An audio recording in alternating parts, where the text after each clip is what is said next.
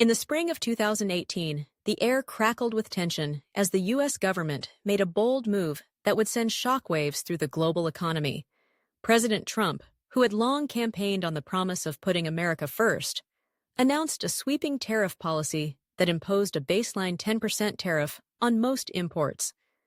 This was not merely a financial maneuver, it was a declaration of economic warfare, a rallying cry for protectionism that would redefine trade relationships around the world. The tariffs were particularly severe for certain countries, with a staggering 54% levy on Chinese goods and a 20% tariff on products from the European Union. As the ink dried on the executive order, the world braced for the fallout. The immediate reaction from China was swift and resolute. The government, led by President Xi Jinping, viewed the tariffs as an affront to their economic sovereignty and a direct challenge to their ambitions on the global stage. Within days, China retaliated with its own set of tariffs, imposing a 34% levy on U.S. imports. This was not merely a tit-for-tat response. It was a calculated move designed to inflict pain on American producers and send a message that China would not back down. To compound matters, China devalued its currency, the yuan, making its exports cheaper and more competitive while simultaneously increasing the cost of American goods in the Chinese market. The stakes had been raised, and the trade war was officially underway. As the tension escalated, the European Union found itself in a precarious position.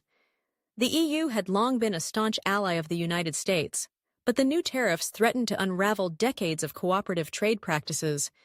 In response to the growing crisis, EU leaders proposed a zero-for-zero tariff agreement, suggesting that both sides eliminate tariffs entirely to restore balance and promote free trade. However, this olive branch was accompanied by a preparation for countermeasures as the EU began drafting its own list of tariffs on American goods, ready to respond should the U.S. refuse to budge. As these tariffs took effect, the financial markets reacted with unprecedented volatility. Investors, uncertain of the future and fearful of a prolonged trade war, began to pull back. The S&P 500, a barometer of the American economy, plummeted more than 10% within just 2 days, a stark indicator of the widespread panic that had gripped Wall Street. Economists were quick to weigh in, with institutions like J.P. Morgan predicting a 60% likelihood of a global recession. The warnings were dire. The tariffs could stifle GDP growth in the U.S. and lead to rising inflation, which would ultimately impact consumer prices and business investments. The interconnected nature of the global economy meant that the repercussions would be felt far beyond American borders. Particular sectors bore the brunt of these economic shifts. The energy sector, already sensitive to fluctuations in prices, faced rising costs from tariffs on imports from Canada. This could potentially drive up gasoline prices, a burden that would be felt by everyday consumers. Manufacturing, a cornerstone of the American economy, found itself vulnerable as supply chains were disrupted and export markets shrank. Agriculture, too, faced significant challenges, particularly for farmers who relied heavily on exports to China. As tariffs took effect, many began to fear that their livelihoods were at risk, prompting calls for government intervention and support. Nations that were heavily dependent on trade with the U.S. began to seek out alternative markets and partnerships. China, Canada, and Mexico started to explore new avenues for trade, looking to strengthen ties with other countries in a bid to cushion the blow of the tariffs. This shift in strategy signaled a potential reconfiguration of global trade relationships as countries sought to reduce their reliance on the U.S. market. The ramifications of this pivot would be profound, threatening to erode American influence in international economic matters.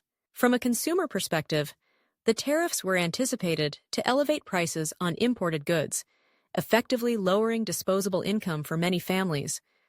Reports estimated that the average American household could face an annual increase of around $1,800, a significant sum that could dampen consumer spending and further impede economic growth.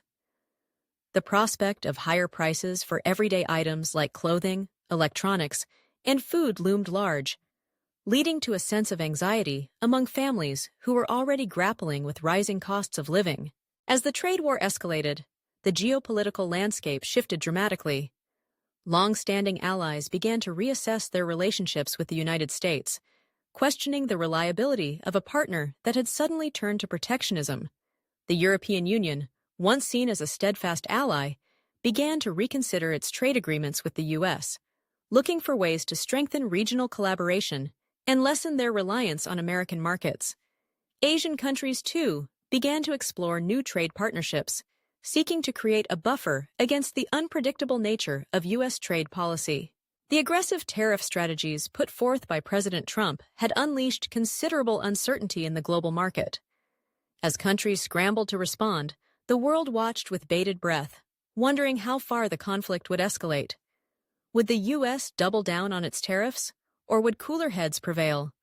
The future of international trade hung in the balance, with the potential for profound shifts in relationships that had been built over decades. In the midst of this turmoil, businesses began to reassess their strategies. Companies that had relied on global supply chains found themselves grappling with increased costs and disruptions. Manufacturers faced tough choices: absorb the costs of tariffs, pass them on to consumers, or seek alternative suppliers. Each decision carried its own set of risks, and for many, the path forward was fraught with uncertainty. The agricultural sector was particularly hard hit. Farmers, who had once looked to China as a promising market for their goods, suddenly found themselves confronted with tariffs that made their products less competitive. The fear of losing access to critical export markets led many to lobby for government support, urging policymakers to find a resolution to the trade war before it was too late. As harvest season approached, the stakes grew higher, and the anxiety among farmers became palpable. Meanwhile, in corporate boardrooms across the country, executives convened emergency meetings to strategize for the uncertain future. Some companies began to explore options for relocating production to countries less affected by tariffs, seeking to protect their bottom line while navigating the treacherous waters of international trade. Others invested in lobbying efforts, hoping to influence policymakers to reconsider the aggressive tariff policies that threatened to upend their businesses. As the situation unfolded, the media buzzed with speculation and analysis. Pundits debated the potential outcomes of the trade war, weighing the risks and rewards of various strategies. Some argued that the tariffs were a necessary step to protect American jobs and industries, while others warned that the long-term consequences could be dire. The narrative that emerged was one of division, with opinions sharply polarized along political lines. In the halls of power, the administration faced mounting pressure to justify its actions. Supporters of the tariffs pointed to a growing trade deficit and the need to protect American workers, while critics decried the potential for a global economic downturn. The stakes were high, and the administration found itself in a precarious position, balancing the demands of its base against the realities of an interconnected world. As the months wore on, the trade war continued to escalate, with each side digging in its heels. Negotiations took place behind closed doors, but progress was slow, and the rhetoric grew increasingly hostile. The prospect of a resolution seemed distant, and the global economy braced for the possibility of a protracted conflict. In the face of uncertainty, consumers began to feel the impact of the tariffs in their everyday lives. Prices for imported goods began to rise, and the once familiar aisles of supermarkets took on a different feel. Families adjusted their budgets, cutting back on discretionary spending as they braced for the financial strain ahead. The sense of unease permeated the air as the implications of the trade war became more tangible. As the world watched, the unfolding drama of the trade war served as a reminder of the fragility of global economic relationships. The interconnectedness of nations, once seen as a source of strength, now felt like a double-edged sword. The decisions made in Washington had repercussions that rippled across continents, reshaping the landscape of international trade in ways that no one could have predicted. In the end, the ramifications of the tariff policies put forth by President Trump would hinge on future policy choices and the strategies adopted by the nations involved. The world stood at a crossroads, with the potential for profound shifts in trade relationships and geopolitical alliances. As the dust settled on this tumultuous chapter, one thing became clear.